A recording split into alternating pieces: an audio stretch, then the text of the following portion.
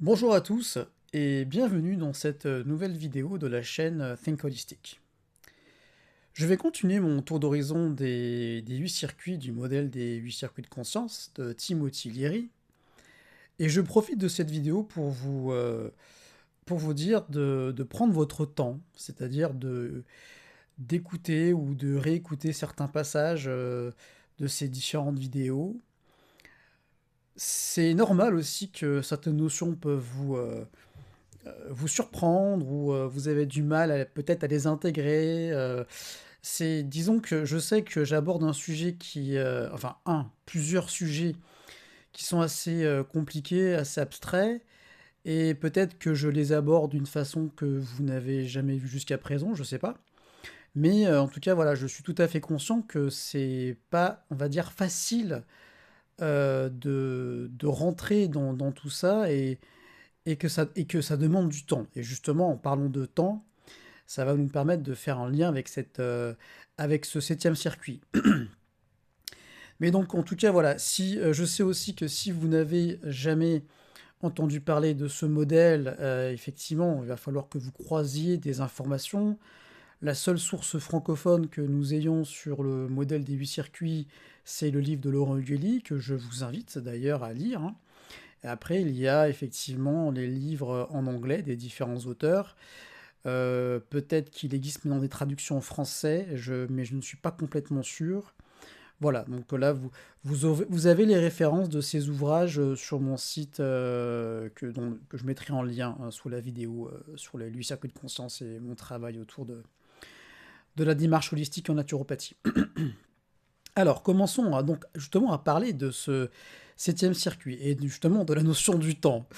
Voilà, parce que ce que le septième circuit amène à prendre en considération, c'est qu'effectivement, il faut prendre du temps, il faut être dans la contemplation et il faut être dans la perception juste de l'instant présent.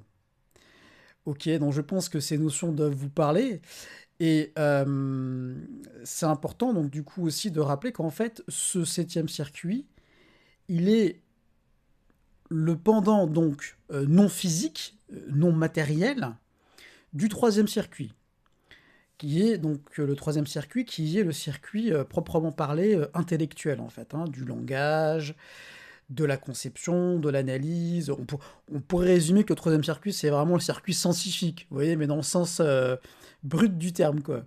Et donc on a besoin, de toute façon, on a besoin de tous les circuits. Mais autant effectivement on avait un binôme entre le huitième et le quatrième, entre la partie non localisée, créatrice fondamentale et la partie sociale. Donc là c'est pareil, il y a aussi quelque chose qui doit vous paraître bizarre en fait d'associer ça comme ça, et je comprends. Et là en fait on a une partie analytique, une partie donc j'ose dire scientifique, hein, mais orientée vers des choses concrètes et rationnelles dans le sens propre du terme avec le troisième circuit et non rationnel, ou en tout cas non visible directement à l'œil, on va dire ça comme ça, à travers le septième circuit. Le septième circuit, eh bien, Timothy Leary l'appelait le circuit neurogénétique. Alors pourquoi l'appeler neurogénétique? Vous allez me dire, après ce que je viens de dire, c'est assez surprenant. Eh bien en fait, il faut savoir que la molécule de l'ADN, c'est une molécule qui est encore assez mystérieuse.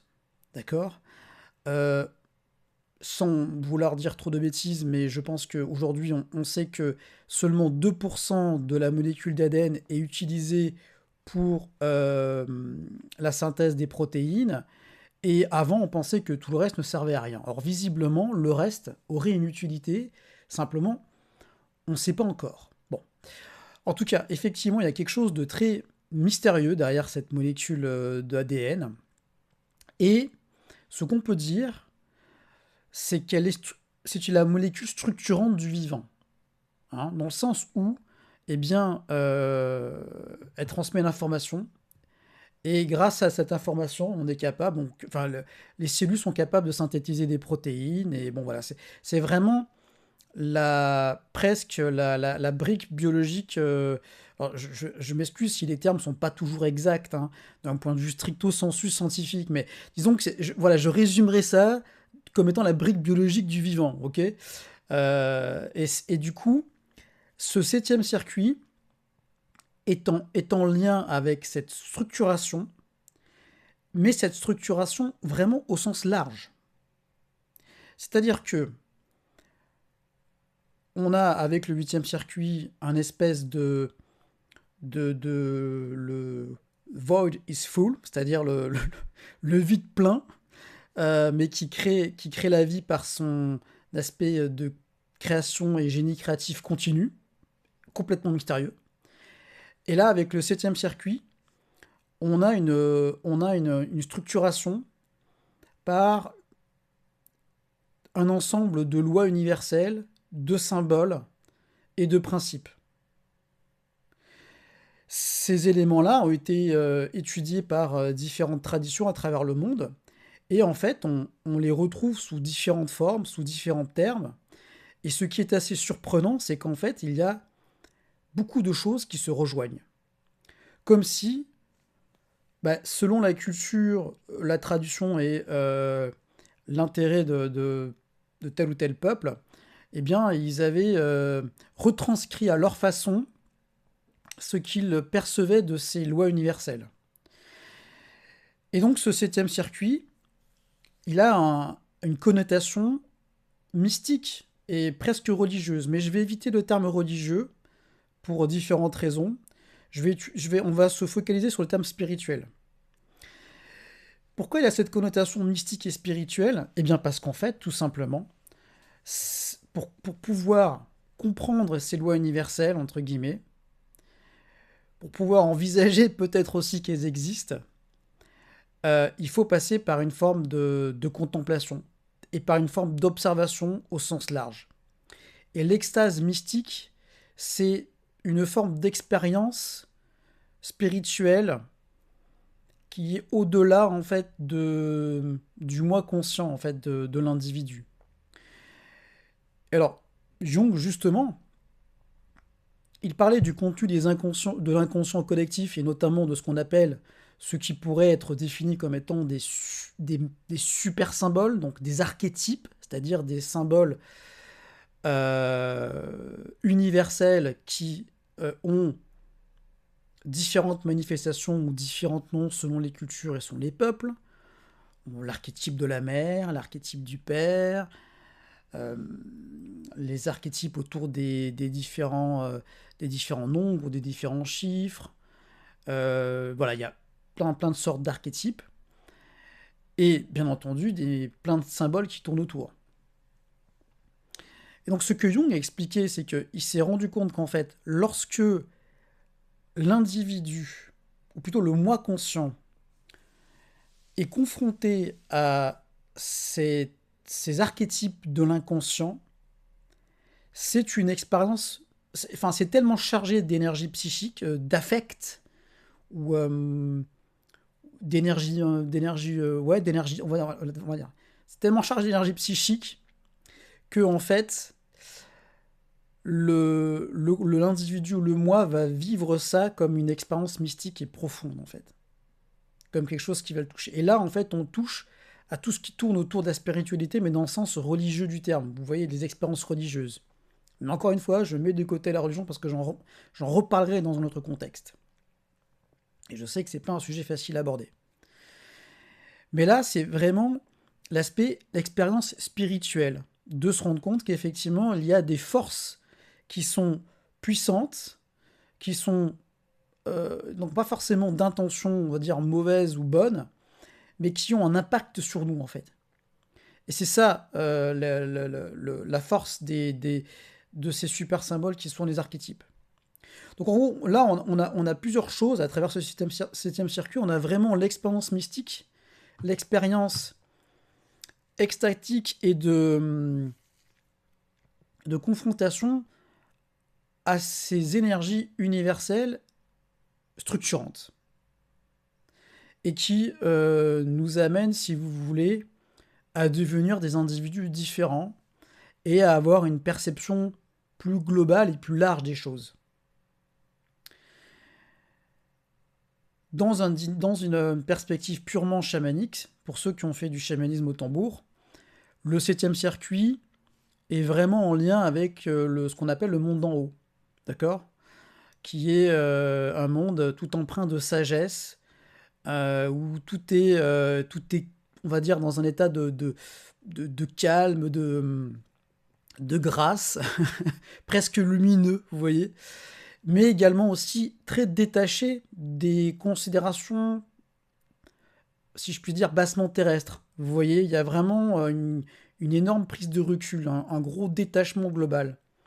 Mais sans pour autant qu'il n'y ait pas d'empathie du tout, en fait, hein, c'est au contraire. Mais disons que voilà, c'est vraiment, on est un peu dans une espèce de tour d'ivoire et on voit les choses avec un recul beaucoup plus large que les problématiques de vie d'un individu, en fait, voilà, tout simplement. Et donc, pour arriver à comprendre, en fait, ce 7e circuit, eh bien, il va falloir qu'on passe par l'expérience. Et passer par l'expérience, ça induit de créer les conditions pour, eh bien,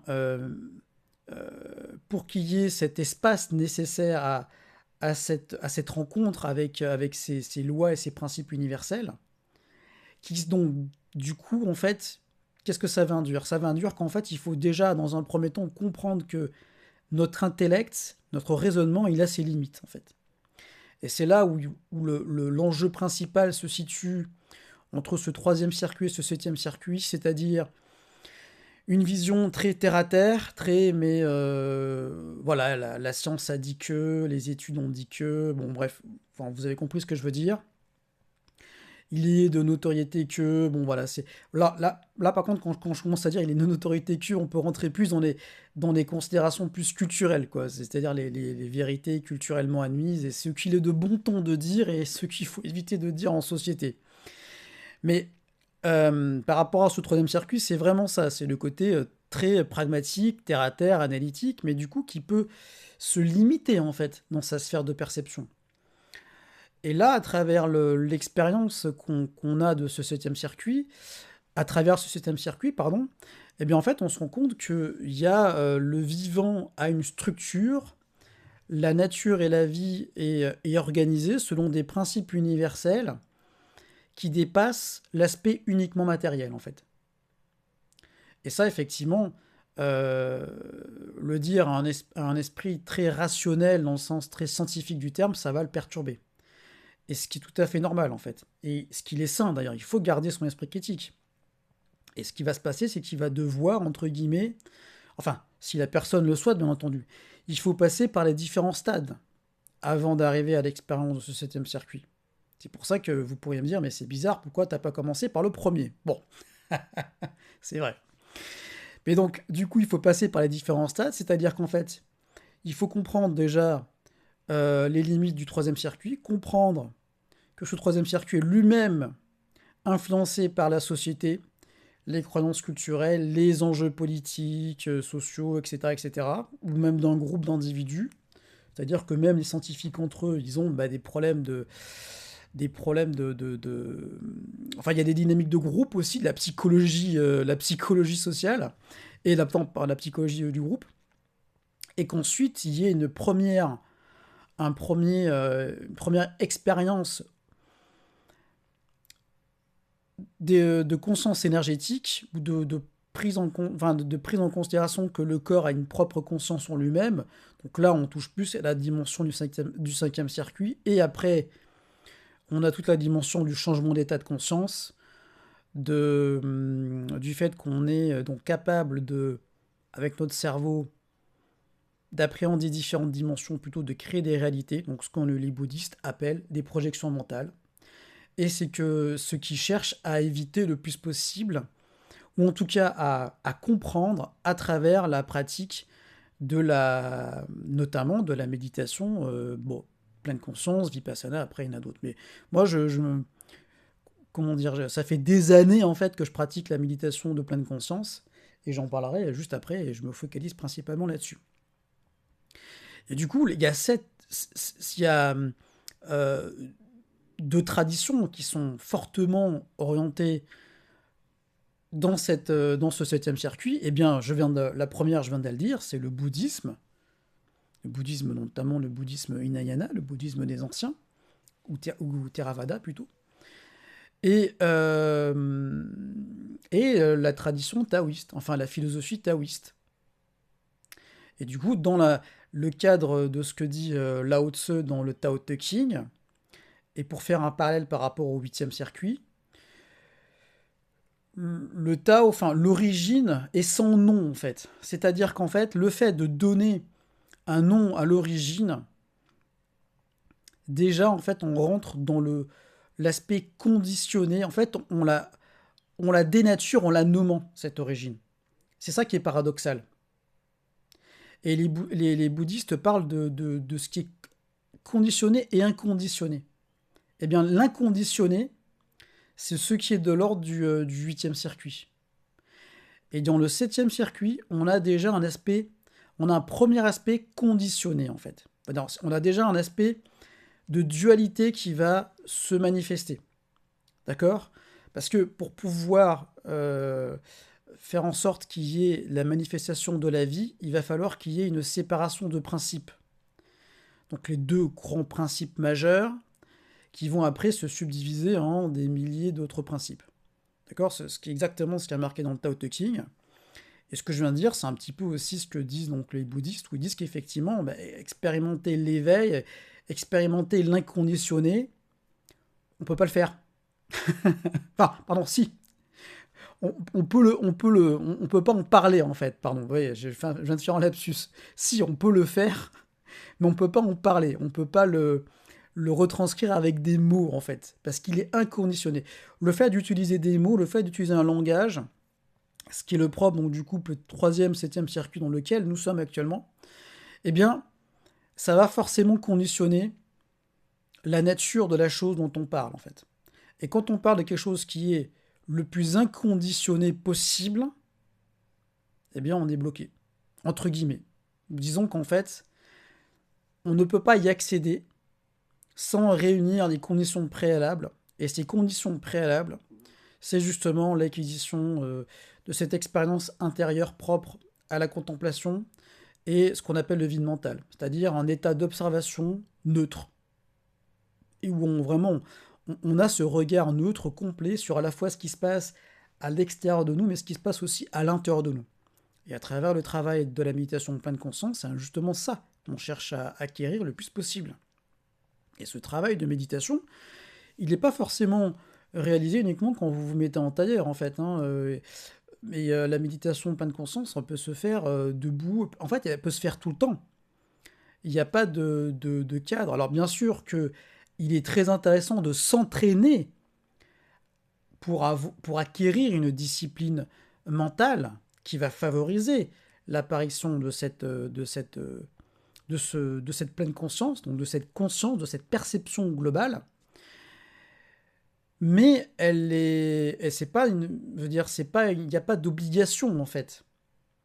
Il n'y a pas d'obligation. Mais il n'y a même pas de durée. C'est-à-dire, on peut pas dire il faut absolument qu'on passe 1 heure par jour ou une demi-heure par jour à méditer. Et en fait, quand vous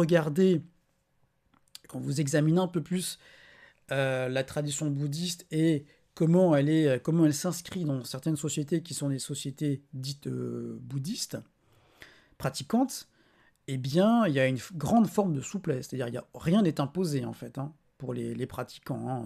Rien n'est imposé.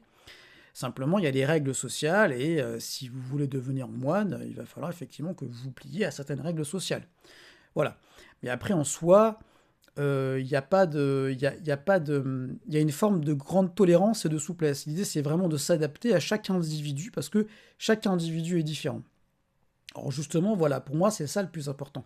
L'expérience spirituelle et l'expérience mystique, elle est individuelle. Et il n'y a aucune méthodologie pratique précise qui vous permettra d'y accéder. C'est-à-dire, c'est à chacun d'être responsable par rapport à ça et de s'approprier les choses et de les j'utilisais selon son tempérament et son envie, en fait. Et du coup, ça m'amène à parler d'une problématique qui peut se présenter dans ce septième circuit, c'est que justement, si ce septième circuit est trop...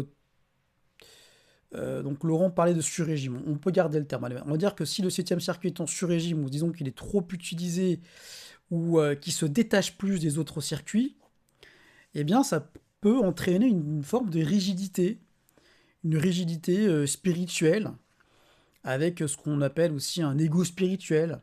Ça peut entraîner aussi le fait que la personne a un petit côté, vous savez, le complexe du prophète, ou la prophète, avec une forme d'affirmation catégorique sur certains principes. Ok. Là, ça peut mettre euh, comment dire, ça peut nous amener à se poser des questions par rapport à ça. Parce qu'en fait, l'idée quand même de ce septième circuit et de l'expérience mystique qu'il y a derrière ça et contemplative, c'est la vision globale et la tolérance. Et surtout, éviter d'être trop affirmatif.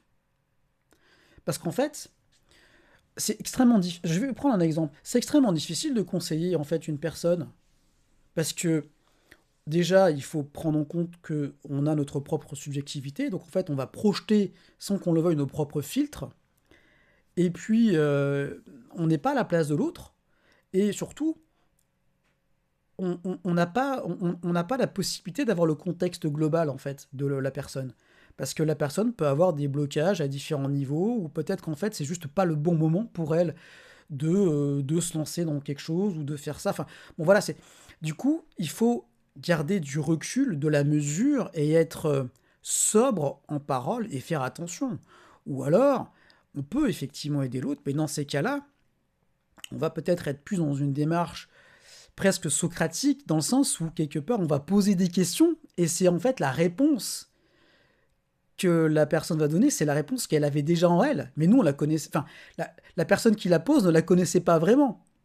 Et c'est là où justement il faut avoir une forme d'éthique, de sens, dans le sens sage du terme, pour pouvoir laisser la place à l'autre personne d'exprimer ce qu'elle pense véritablement, ce qu'il y a en elle.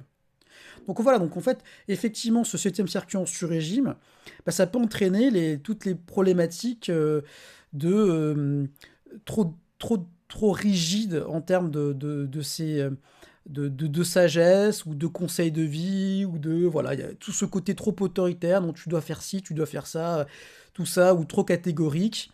Eh bien, dès lors qu'on perd la nuance, pour moi, on s'éloigne trop de la vérité et on s'éloigne trop de la vérité, on s'éloigne trop de ce que c'est que la vie et la nature et de ce qu'est un individu. Voilà.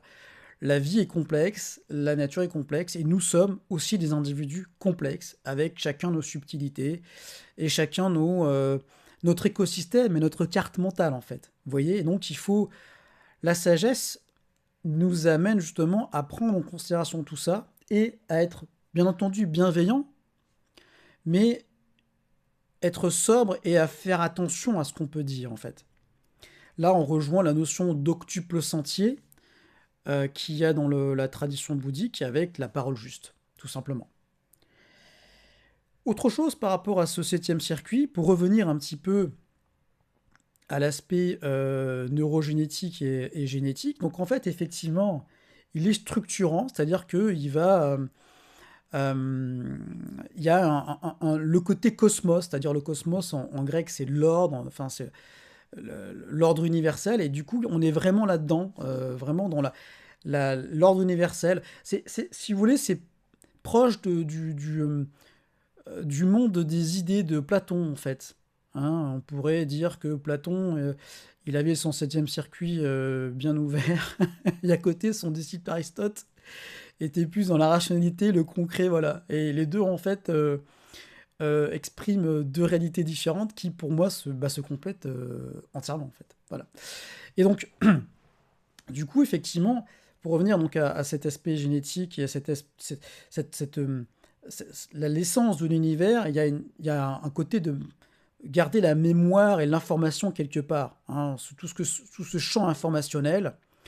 Et il y a aussi tout un travail sur l'esprit collectif de l'individu, mais des espèces. Et vous avez notamment Rupert Sheldrake qui a écrit un livre sur sa théorie, c'est ce qu'il appelle les champs morphogénétiques, et qui, en gros, pourrait expliquer pourquoi certaines espèces d'animaux ont des changements de comportement ou se mettent à se comporter de telle ou telle façon, de façon globale et spontanée en même temps, alors qu'il n'y a pas de transmission directe d'informations. C'est comme si effectivement il y avait une réception d'informations à un niveau plus global et à un niveau collectif de l'espèce. Et ben nous, c'est un petit peu ça au niveau de l'espèce humaine. Et en fait, c'est aussi sans doute la même chose au niveau de l'univers. Voilà. Donc là, vous allez me dire, mais c'est un peu fou ce que je dis. Oui, oui, c'est complètement fou. C'est le septième circuit. Enfin, c'est le septième circuit. Il est fou, mais il est plus sage et mesuré que le huitième, si je peux me permettre. Voilà, non, non, mais je rigole, mais c'est bien aussi de prendre ça avec légèreté. Mais du coup, voilà, effectivement, ce septième circuit, c'est vraiment archétypal, symbolique, sur les principes universels, les lois universelles, et vraiment l'idée de philosophos, c'est-à-dire ami de la sagesse, d'un point de vue platonicien, et de se diriger vers les idéaux que sont le bien, le bon et le beau, hein, et des idéaux de pureté éthique de façon globale, en fait, hein, de façon globale, dans la bienveillance, mais de façon quand même rationnelle. Et tout ça pour dire également aussi que pour pouvoir comprendre en fait ces lois universelles, il faut sortir et prendre du recul sur les étiquettes qu'on peut donner, notamment à travers le troisième circuit, qui a tendance à catégoriser, à mettre des étiquettes, à dire mais attends, mais tu parles de ça, mais ça correspond à tel domaine, tu peux pas faire des rapprochements avec tel autre domaine, c'est pas du tout pareil, regarde, ça c'est ça, bon bref, vous avez compris ce que je veux dire. D'aucuns pourraient me dire que voilà, vous parlez de tradition bouddhiste, mais vous dites Theravada, c'est ça? Oui, oui, Theravada, d'accord. Donc c'est pas bouddhiste tibétain. Non, effectivement. Mais après, vous parlez de taoïsme. Mais alors, il n'y a aucun rapport entre les deux traditions, c'est pas la même culture, c'est pas la même époque. Enfin bon, vous avez compris ce que je veux dire. Voilà, là, c'était comment dire, une mise en scène de ce que pourrait être le troisième circuit, et le fait que quelque part, au bout d'un moment, à travers le septième circuit, justement, on sort des étiquettes, on prend du recul par rapport à l'intellect dans le sens analytique du terme, pour entrer dans un intellect intuitif et plus contemplatif au sens large, et tourné vers les grandes lois universelles, les grands principes de vie que en fait on retrouve globalement dans plein de traditions et plein de pensées. En fait, il y a vraiment un fond commun qui est là, et qui est assez troublant. On peut aussi, enfin troublant en tout cas, étonnant, pardon.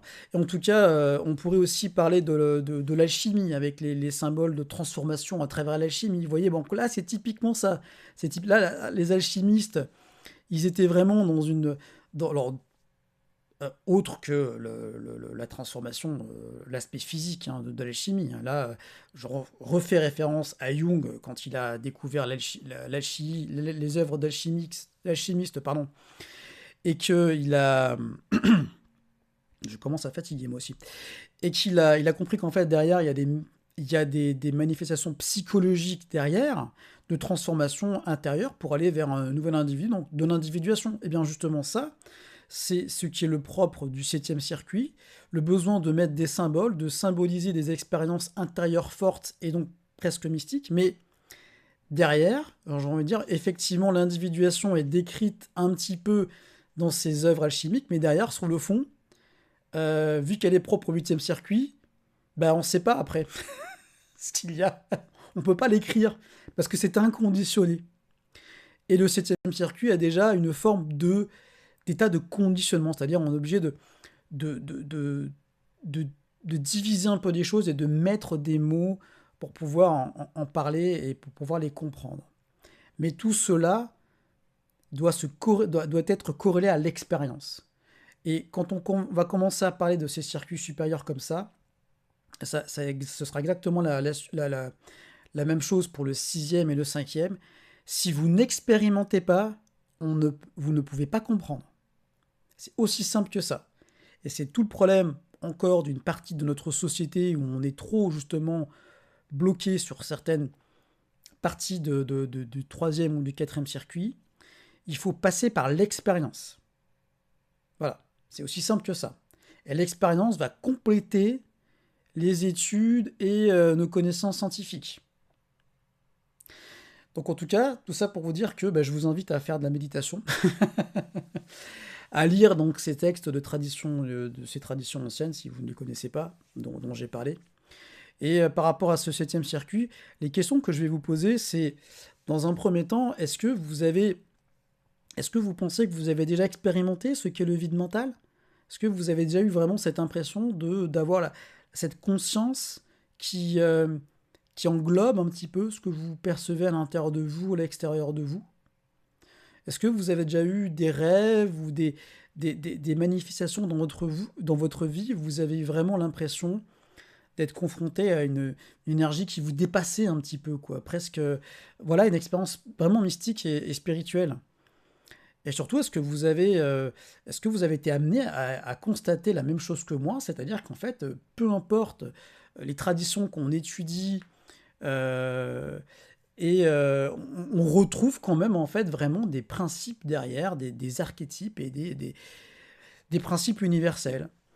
Et est-ce que vous pensez que vous les appliquez? Et est-ce que dans votre vie quotidienne, vous vous accordez un peu de temps parfois pour vraiment être dans cet état de contemplation, dans cet état un petit peu d'équanimité, quoi. C'est-à-dire vraiment, vous n'êtes pas dans l'émotion, mais vous contemplez, vous regardez effectivement la beauté de, de la manifestation de la vie.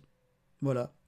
Et écoutez, je vous remercie pour votre écoute jusque-là. Et si vous avez des questions, n'hésitez pas en commentaire. Et je vous dis à très vite pour la prochaine vidéo. Au revoir.